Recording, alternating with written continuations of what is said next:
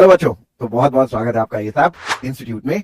तो बच्चों, आज हम जो टॉपिक डिस्कस करने जा रहे हैं वो आपकी प्रिपरेशन के लिए बहुत ही इंपॉर्टेंट है। आज हम लोग डिस्कस करेंगे कि आप फिजिकल केमिस्ट्री को कैसे पढ़ें कि आप बड़े आसानी से अपने एग्जाम में मार्क्स भी ले पाए और सब्जेक्ट को समझ भी पाए। How should we study physical chemistry so that we can appear in the exams and also get hold of the subject. तो देखिए बच्चों, ये समझने से पहले आपको ये समझना होगा कि हम लोग इस वीडियो में कैसे आगे बढ़ने वाले हैं। तो उसके लिए हम लोग क्या करेंगे, हम लोग सबसे पहले ये देखेंगे कि फिजिकल केमिस्ट्री के कॉन्स्टिट्यूएंट्स क्या हैं, मतलब फिजिकल केमिस्ट्री के अंदर कौन कौन से टॉपिक्स आते हैं। दूसरे नंबर पे हम लोग ये देखेंगे कि अगर आप नए स्टूडेंट है, if you are a beginner or a newcomer, how should you study physical chemistry. और तीसरे और लास्ट में हम लोग देखेंगे कि if you are a repeater or experienced, जिसने पहले से ही सब्जेक्ट पढ़ रखा है, वो कैसे पढ़ना चाहता है। इन तीनों एस्पेक्ट्स पे हम लोग बात करेंगे। और न्यू कमर में भी, भले वो बायो का स्टूडेंट है या फिर वो मैथ्स का स्टूडेंट, तो दोनों ही बच्चे कैसे प्रिपेयर कर सकते हैं इसकी बात हम लोग करेंगे। तो आप लोग जिस भी कैटेगरी में लाई करते हो, आप लोग फिजिकल केमिस्ट्री में क्या क्या होता है उसको देखने के बाद उस कैटेगरी के लिए क्लिक करके आगे जा सकते हैं। तो चलिए शुरू करते हैं। सबसे पहले, what are the topics which are present in physical chemistry। अगर आप फिजिकल केमिस्ट्री को मैंने जो डिवाइड कर रखा है वो बेसिकली 5 हिस्सों में डिवाइड करता हूं। ठीक, मैं जब फिजिकल केमिस्ट्री को देखता हूं, एक तो आपका ये जीरो जो नंबर दिया जाता है, मतलब ये मैथमेटिक्स है फॉर फिजिकल केमिस्ट्री। बहुत ही इंपॉर्टेंट चीज है, बहुत छोटी चीज होती है पर बहुत ही इंपॉर्टेंट होती है। जिसको आता है वो फिर आगे चल के उसके लिए चीजें बहुत आसान हो जाती है। आप किसी भी कैटेगरी में लाइक है, वो आपके लिए ये अटमोस्ट इंपॉर्टेंट है। कई बच्चों को ये लगता है कि उनको मैथ्स आता है, मैं फिर भी आप लोगों से यही गुजारिश करूंगा कि एक बार जो भी टॉपिक्स मैथमेटिक्स और फिजिक्स के अंदर आते हैं उससे आप रूबरू हो जाइए, उनको आप अच्छे से ग्रास्प कर लीजिए। तो इसके बाद आपका आता है स्ट्रक्चर के बाद आपका आता है स्टेट्स ऑफ मैटर के बाद आपको आती है थर्मोडायनेमिक्स, और चौथे नंबर पे आता है चेंज। तो ये सारे के सारे जो टॉपिक्स हैं ये फिजिकल केमिस्ट्री के अंदर आते हैं। मैंने इसको ऐसे क्यों डिवाइड कर रखा है, ये आपको आगे चल के पता चलेगा। ये एग्जाम पॉइंट ऑफ व्यू से बहुत इंपॉर्टेंट है। देखिए, मैथमेटिक्स और फिजिकल केमिस्ट्री की बात करते हैं तो यहाँ हम देखते हैं हमारे जो पार्ट्स रहते हैं जो सबसे ज्यादा इंपॉर्टेंट रहते हैं। वैसे तो और भी बहुत कुछ होता है, पर बेसिक्स के लिए, मतलब जितना कम से कम आपको आना ही चाहिए, वो होता है लॉगरिथम।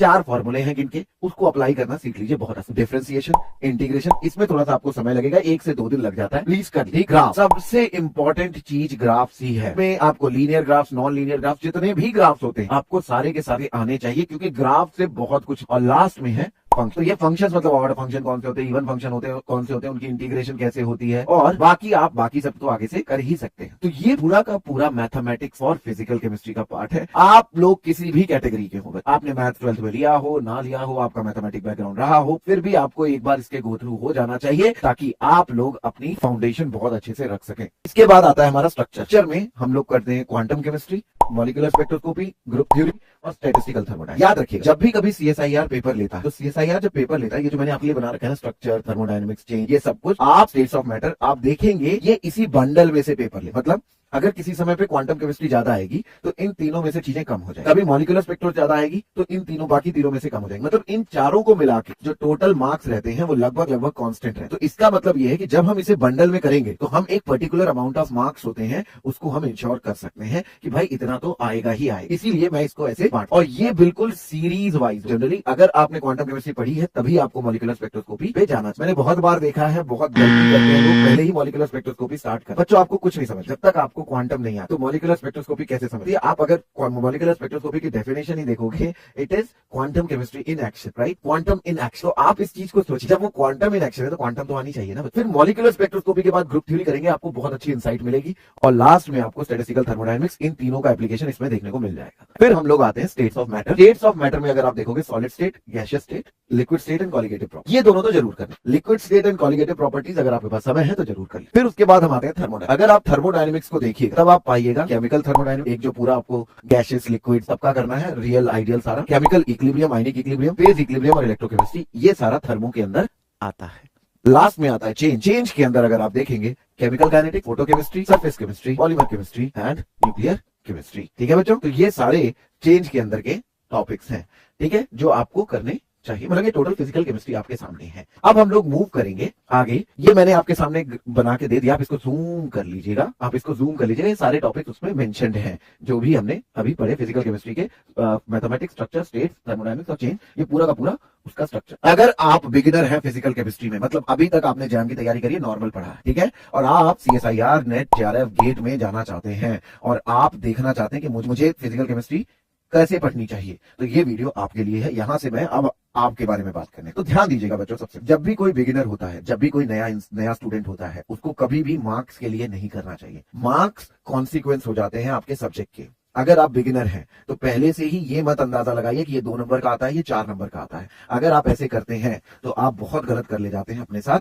क्योंकि आप सिर्फ एक रिजल्ट ओरिएंटेड स्टडी करने की कोशिश कर रहे हैं। पर मैं आपको एक गजब बात बताता हूं, सीएसआईआर का पेपर ऐसा नहीं होता कि यहां से पर्टिकुलर मार्क्स इतने ही आएंगे, यहां से इतने ही आएंगे। ये एक बंडल की बात होती है कि मतलब आपको पूरा टॉपिक, लॉजिक और कॉन्सेप्ट सब समझ में आना चाहिए।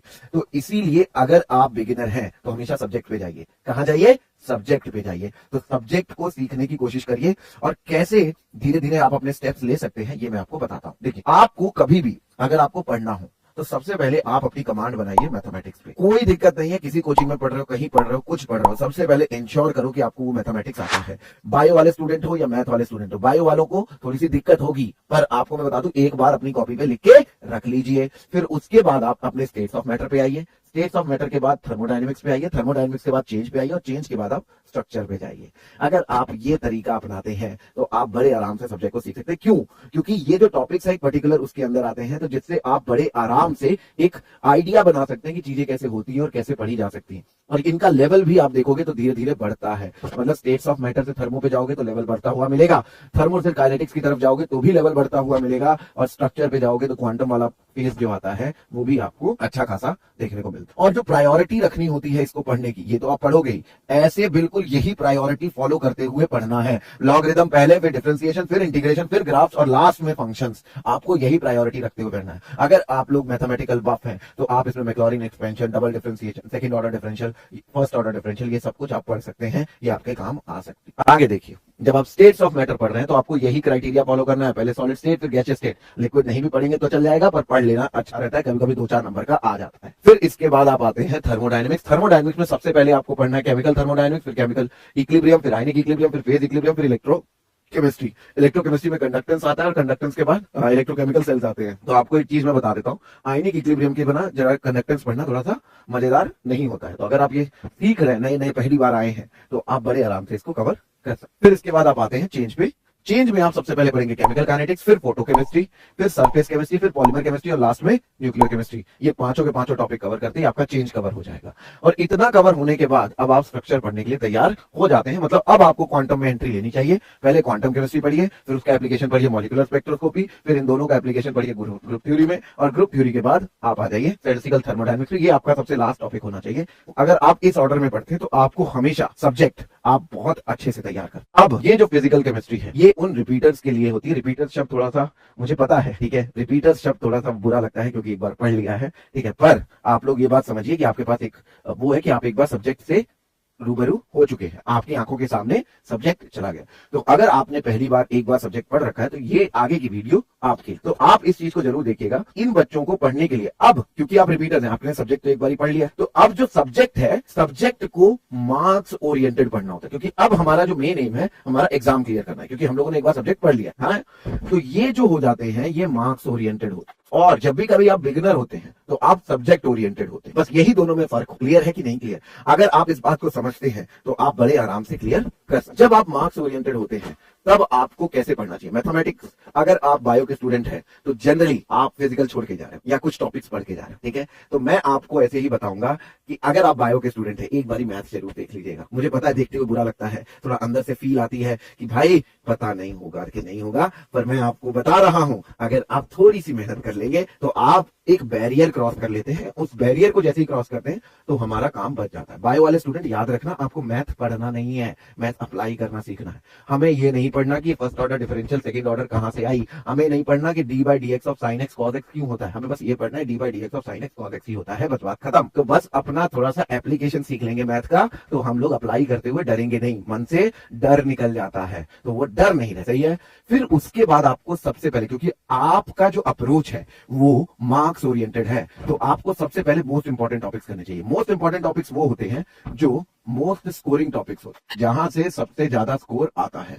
ठीक है कि नहीं? ठीक है, तो आपको सबसे पहले कोशिश यही करनी चाहिए कि आपको सबसे पहले स्कोरिंग टॉपिक्स कवर कर लेने चाहिए, फिर उसके बाद आपको केमिकल काइनेटिक्स के बंडल में जाना चाहिए, फिर आपको क्वांटम केमिस्ट्री के बंडल में जाना चाहिए, और लास्ट में आपको केमिकल थर्मोडायनेमिक्स के बंडल में जाना चाहिए। मैंने ये जो बंडल रखा है ये भी अमाउंट ऑफ मार्क्स के बेसिस पे ही रखा है, तो नीचे जाते हुए कॉन्ट्रीब्यूशन ऑफ मार्क्स जो होता है वो डिक्रीज हो जाता है। सबसे ज्यादा जो कंट्रीब्यूशन होता है वो केमिकल काइनेटिक्स बंडल का ही होता है, इसीलिए मैंने बोला है कि सबसे पहले यही बंडल करना है। क्लियर है कि नहीं क्लियर? अब ये बंडल क्या है जरा देखते हैं। तो मैथमेटिक्स तो आपको पता ही है, मोस्ट इंपॉर्टेंट टॉपिक्स पे मोस्ट इंपॉर्टेंट टॉपिक्स पे क्या रहता है, मोस्ट इंपॉर्टेंट टॉपिक्स में भी दो हिस्सों में बंटता है। कैसे? एक बायो और एक बैकग्राउंड। जहां पे आपका बैकग्राउंड क्या रहा हो, बायो और मैथ। अगर आपका मैथ बैकग्राउंड रहा है तो आपको क्वांटम अच्छी लगेगी, ठीक है? तो आप क्या करिए, ये जो ऑर्डर है ये मैथ्स बैकग्राउंड की, या फिर बायो, या फिर मैं ऐसे भी बोल दूं, इसको गलत तरीके से मत लीजिएगा। अपनी जब भी कभी हम लोग ये समझ जाते हैं कि हम लोग कहां लाई करते हैं, हम बड़े आराम से चीजों को हैंडल कर सकते हैं। तो आपको जब भी कभी ये करना है, सबसे पहले आपको ये जो है, तो ये 4 टॉपिक आते हैं मोस्ट इंपॉर्टेंट टॉपिक। इन जो 4 टॉपिक्स में आए, अगर आप बायो या वीक मैथ्स, आपको सबसे पहले केमिकल काइनेटिक्स करना चाहिए। आपको मजा इसी में है, आपको मजा इसी में आएगा। सबसे पहले आपको केमिकल काइनेटिक्स करना चाहिए, फिर आपको गैसियस स्टेट एंड थर्मोडायनेमिक्स। देखिए बच्चा, गैसियस स्टेट नहीं छोड़िएगा, क्योंकि इसके बिना केमिकल थर्मोडायनेमिक्स आपके लिए समझना नामुमकिन हो जाएगा। 3rd नंबर पे अगर आप देखेंगे तो वो आप सॉलिड स्टेट कर सकते हैं, और 4th नंबर पे आप जा सकते हैं कहां, अगर आप बायो या वीक मैथ्स वाले। अगर आप मैथ्स वाले बैकग्राउंड के हैं तो आपको सबसे पहले क्वांटम ही कवर करनी चाहिए, फिर आपको gaseous state and thermo cover करनी चाहिए, 3rd नंबर पे आपको केमिकल काइनेटिक्स कवर करना चाहिए, और 4th नंबर पे आपको, ये ऐसे टॉपिक हैं जो आपके कवर करवा के आपको पूरा हेल्प देंगे। सॉलिड स्टेट कभी कभी कम मार्क्स का भी आता है, पर एक बार कवर हो जाता है तो फिर आगे चल के बहुत हेल्प करता है। इसके बाद आपको केमिकल काइनेटिक्स का बंडल करना चाहिए। बंडल मतलब पहले फोटो करो, सरफेस करो, पॉलीमर करो और न्यूक्लियर करो। याद रखिए, जब भी कभी पढ़ाई करो एक बंडल पूरा करो, ताकि अगर एक जगह से कम आए तो दूसरी जगह से मार्क्स। याद रखें, तो हमेशा पहले पूरा बंडल कवर करना है, ताकि अगर कुछ छूटता भी है तो ये होगा कि मोस्ट इंपॉर्टेंट टॉपिक तो आपने कर ही लिया है। मान लो उधर से कम आएंगे तो इधर से कवर हो जाएंगे, आपको कभी ये नहीं लगेगा कि भाई मेरा अच्छा नहीं। ठीक, इसके बाद आपको क्वांटम केमिस्ट्री का बंडल करना है। क्वांटम केमिस्ट्री का बंडल में मतलब मॉलिक्यूलर स्पेक्ट्रोस्कोपी, ग्रुप थ्योरी और स्टैटिस्टिकल थर्मो, क्योंकि यहां से भी मार्क्स अच्छे खासे आते हैं। और लास्ट में आपको जाना है चेंज केमिकल थर्मो में, जहां पे सबसे पहले आपको कवर करना है इलेक्ट्रोकेमिस्ट्री, फिर फेज इक्विलिब्रियम। अगर समय बचे तब आपको ये इस पे जाना है, मतलब ये दोनों को अपनी प्रायोरिटी रखनी है। और इस तरह से अगर आप तैयारी करते हैं बच्चों, तो मैं बता रहा हूं आप लोग फिजिकल केमिस्ट्री बड़े प्यार से सीखेंगे, बड़े अच्छे मार्क्स लेकर आएंगे। डरना नहीं है, करना। जो डरता है वो नहीं कर पाता, करोगे तो हमेशा आगे बढ़ोगे। ठीक है, प्लीज लाइक करना ना भूलें, सब्सक्राइब करना ना भूलें, जितना भी हो सके शेयर करें, और कमेंट सेक्शन में बताएं अगली वीडियो आप क्या चाहते हैं, ताकि हम आपके लिए और भी अच्छा कर सके, या फिर आपका कोई मेथड हो तो कमेंट करना ना भूलें। Thank you very much.